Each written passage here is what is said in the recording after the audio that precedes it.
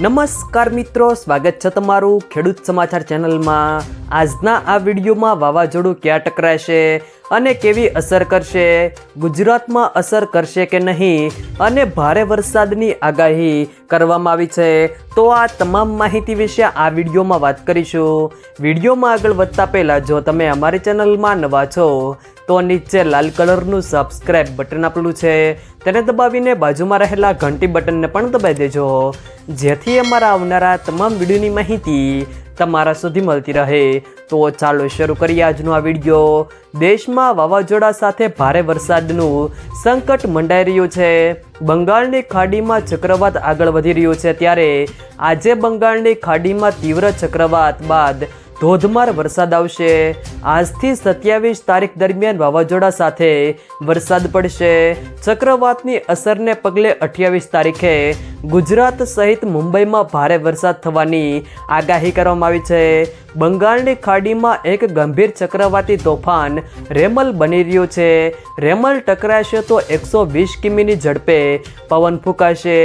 રેમલ વાવાઝોડું આજે પશ્ચિમ બંગાળના કાંઠે ટકરાશે, જેની અસર ગુજરાતમાં પણ જોવા મળી શકે છે। ચક્રવાતની અસરને પગલે 28 તારીખે ગુજરાત મુંબઈમાં ભારે વરસાદ થવાની આગાહી કરવામાં આવી છે। અંબાલાલ પટેલે ચોમાસાની આગાહી કરીને લોકોને ખુશ કરી દીધા છે। ચોમાસું રાજ્યમાં વહેલું આવવાની શક્યતાઓ હવામાન નિષ્ણાતે વ્યક્ત કરી છે। તેમણે કહ્યું કે 19 જૂનથી ગુજરાતમાં ચોમાસું વરસાદની શક્યતાઓ છે। આજથી આંદામાન નિકોબાર ટાપુ પર ચોમાસાની ગતિવિધિ શરૂ થઈ ગઈ છે।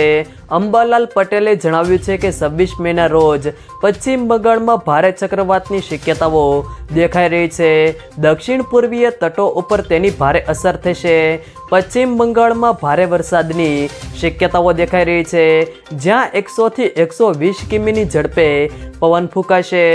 અરબ સાગરમાં મેના અંતમાં અને જૂનની શરૂઆતમાં ચક્રવાતની અસર બનશે।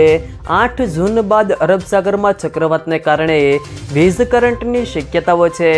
આંધી વંટોળ સાથે વરસાદની ગતિવિધિની આગાહી અંબાલાલ પટેલે કરી છે। ચક્રવાત જો ઓમાન તરફ ન ફંટાય તો સાગરના મધ્યમાં રહે તો દક્ષિણ સૌરાષ્ટ્રમાં પશ્ચિમ ઘાટના ભાગોમાં ભારે વરસાદની શક્યતાઓ છે। તોફાની વાવાઝોડાથી ઓડિશા, મહારાષ્ટ્ર અને ગુજરાત પ્રભાવિત થશે। ગયા વર્ષે પણ અંદમાન અને નિકોબાર ટાપુઓમાં ચોમાસું 19 મેના રોજ પહોંચ્યું હતું, પરંતુ કેરળમાં 9 દિવસ મોડું 8 જૂને પહોંચ્યું હતું। જો મિત્રો વિડીયો પસંદ આવ્યો તો વિડીયોને લાઈક કરો, તમારા મિત્રો સાથે શેર કરો, અને જો તમે અમારી ચેનલમાં નવા હો તો ચેનલને સબસ્ક્રાઈબ જરૂર કરજો, જેથી અમારા આવનારા તમામ વિડીયોની માહિતી તમારા સુધી મળતી રહે।